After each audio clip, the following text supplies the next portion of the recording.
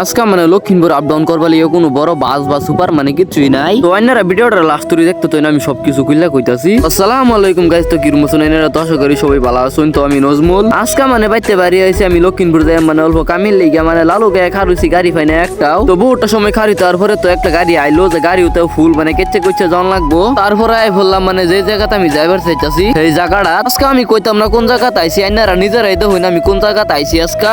আবার কারণ হইলো যে হ্যাঁ মানে আমার গাড়ির চার্জারটা খারাপ হয়ে রয়েছে, তো এই চার্জারটা মানে ডেথ হয়ে গেছিলাম বানাইবার। তো আজকে আইছি দেখবার বানানি হয়েছে কিনা। চার্জার খারাপ হওয়ার পর থেকে মানে আমারও অনেক ঝামেলা হইতেছে, মানে ব্লক দেওয়ার হইতেছি না। তো বইয়া থেকে আলাপ সালাপ কইরা তো তারা কইতেছে যে আরো 2-3 দিন টাইম লাগবো মানে তারা কইতেছে যে বাইজিয়া দুইটা বস্তু ফটো মেরে দিন লাগবো, আর্থিং এর ফটোটা আর মানে আমি যেই বুড়ো গাড়িটা চার্জ দেই সেই বুটটা, দুইটা বস্তু ফটো মেরে দিলে মানে ফটোর ফটো হয়ে যাইবো। তারপরে ডিলারটা বাইরে আই বললাম মানে আঙ্গর বাঙ্গাল মারার একটা গাড়ি আইছিন মানে হ্যাঁ ডিলারও ঠিক করবার, মানে তার কাম হইছো না। তখন তার লগে যে আমগা বাড়ির আজকে মানে লক্ষিমপুর আপ ডাউন করবার লিগে মানে অনেকই জ্বালা হয়ে গেছে মানুষের, মানে সারা গাড়ি মানে বিজেপি আর কংগ্রেসে নিচে গা মানে মিটিং এ লিগে মানে আমার আইতে বলা প্রবলেম হয়ে গেছে। সারা বাস মানে এই যে দেখুন রাস্তার কিনার ওই খাড়া করা। তো আমার চার্জার খারাপ হওয়ার পরে মানে আমি টোটালি ব্লক দেবার হইতেছি না। তো আমার মানে চার্জার 2-1 দিন আমার দেয় ফুরবো, তাই না অল্প সাপোর্ট করবাই না মানে আমি মানে চার্জার দেওয়ার লগে লগে আমি ভিডিও বানানি আবার আরম্ভ করে দেন। আজকের ভিডিওটা আর বেশি লম্বা করতাম না। তো যারা যারা মানে ফলো করছেন না তো সবাই শুরু হিসেবে একটা ফলো করে যাবে। তো সবাই ভালো থাকবেন, সুস্থ থাকবেন, আল্লাহ হাফিজ।